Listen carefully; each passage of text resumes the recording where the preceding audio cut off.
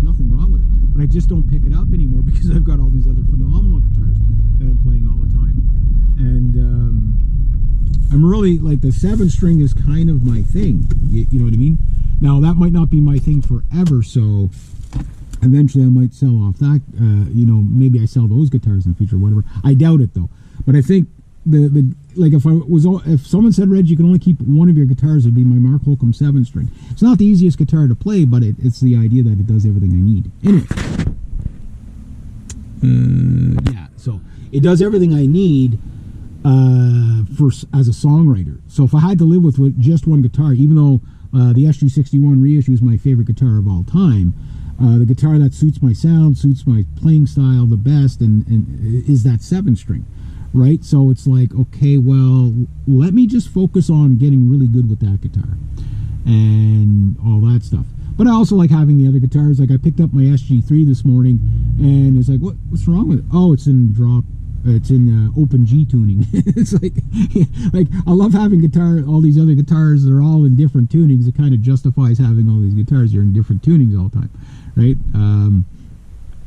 But at the end of the day, I'm mainly in standard tuning. Yeah, standard tuning with most guitars. Even the 7-string, it's in standard tuning. I don't need to do drop tunings with it because it's a 7-string. You know, I've already got that low B, and it just sounds really cool. I mean, it does sound cool in drop tunings, but yeah. So I might flog the 8-string after a while. I do want to play every one of these guitars live, you know, and maybe, you know, and then get rid of them. Like, there's no rush to get rid of them. Because I will be buying more guitars over time. It's just, it has to be a guitar that, like, is really phenomenal. And, like, I'm at the point where playability and looks are about the only reasons for me to buy guitars. Tone-wise, I pretty much got everything covered except for, like, a Strat and a Tele. That's about or a hollow body. And I've had hollow bodies before, and I just don't play them. You know what I mean? Like, yeah, it's the novelty of it is nice, but I just don't play it, you know? I do need better acoustic guitars, you know, so I want to sell off my 2 acoustic guitars that I have now and buy a really, really good 12-string, stuff like that. So there is things that I got planned out and that I want to do. Anyway, I got to go get moving along, and we'll talk about it later. But the idea that I'm going to be debt-free on Thursday, and hopefully Saturday I can start ordering some stuff up.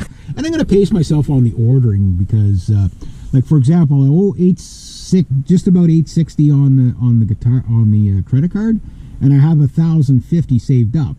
So I've already got pretty much next month's. After today, I'll have next month's drum payment covered, you know, a month ahead. And then when I get paid, you know, like, I'm going to have a lot of money to throw on the credit card next month, but I'm going to put a little on there so that, okay, everything I want to buy, if I buy it over the next 3 months, I don't pay all the interest. You know what I mean? So the next on the list is the double bass drum pedal. There is possibly 2 more guitars. There's a lot of guitars I was looking at. There's the second Mark Holcomb 7-string, just because that thing's $400 off right now. That's a steal and a half, and for such a great guitar. Yes, I'd love to. If I do play live, I'd love to have the backup 7-string, even though I got the 8-string as a backup. You know, like the 7-string. You know, 2 perfect playing 7-strings is, you know, that works for me. You know what I mean? And then yeah, we'll see what the other guitars that just, you know, there's some that I'm looking at, and it's like, okay, yeah, I've been wanting this a certain guitar for a while, but I'm like, but it's only 22 frets. It almost serves everything that I want. It looks wise, it's just absolutely gorgeous. But I'm like, and sound wise, I know they're killer sounding guitars. But I'm like, I'm really a 24 fret guy. I've always been, you know, and it's like once you start using 24 frets, it's really hard to go back to a 22 fret guitar. Although I have I have 4 22 fret guitars, 4 or 5 of them, you know what I mean? But it's like I reach for the 24 fret stuff because there's no limitations then.